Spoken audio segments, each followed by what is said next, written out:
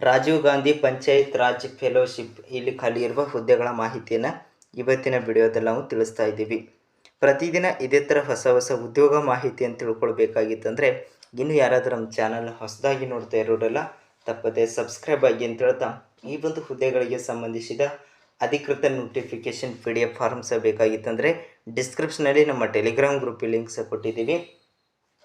ಅಲ್ಲಿ ಜಾಯ್ನ್ ಆದರೆ ಅಂದರೆ ಈ ಒಂದು ಹುದ್ದೆಗಳಿಗೆ ಸಂಬಂಧಿಸಿದ ಅಧಿಕೃತ ನೋಟಿಫಿಕೇಷನ್ PDF ಫಾರ್ಮ್ಸ್ ದೊರೆಯುತ್ತದೆ ಅಂತ ಹೇಳ್ತಾ ಬನ್ನಿ ಇವತ್ತಿನ ವಿಡಿಯೋನ ಶುರು ಮಾಡೋಣ. ನೋಡಿ, ಇಲಾಖೆ ಅಥವಾ ಸಂಸ್ಥೆ ಹೆಸರನ್ನು ನೋಡೋದಾದರೆ ರಾಜೀವ್ ಗಾಂಧಿ ಪಂಚಾಯತ್ ರಾಜ್ ಫೆಲೋಶಿಪ್ನಲ್ಲಿ ಖಾಲಿ ಇರುವ ಹುದ್ದೆಗಳಾಗಿರುವಂಥದ್ದು.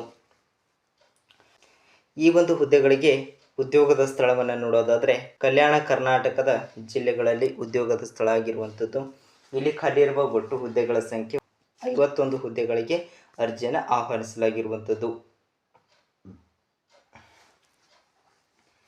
ಆಯ್ಕೆಯಾದಂಥ ಅಭ್ಯರ್ಥಿಗಳಿಗೆ ಪ್ರತಿ ತಿಂಗಳು ವೇತನವನ್ನು ನೋಡೋದಾದರೆ 60,000 ರೂಪಾಯಿ ಪ್ರತಿ ತಿಂಗಳು ವೇತನ ಸಹ ಇರುವಂಥದ್ದು.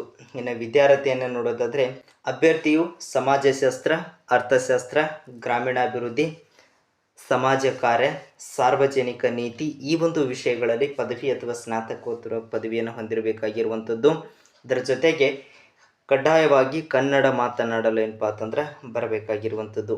ಇನ್ನು ವಯೋಮಿತಿಯನ್ನು ನೋಡೋದಾದರೆ ಕನಿಷ್ಠ 18 ವರ್ಷ ಆಗಿರಬೇಕು, ಗರಿಷ್ಠ 32 ವರ್ಷ ಮೀರಿರಬಾರ್ದು. ಅಂಥ ಅಭ್ಯರ್ಥಿಗಳಿಂದ ಅರ್ಜಿಯನ್ನು ಆಹ್ವಾನಿಸಲಾಗಿರುವಂಥದ್ದು.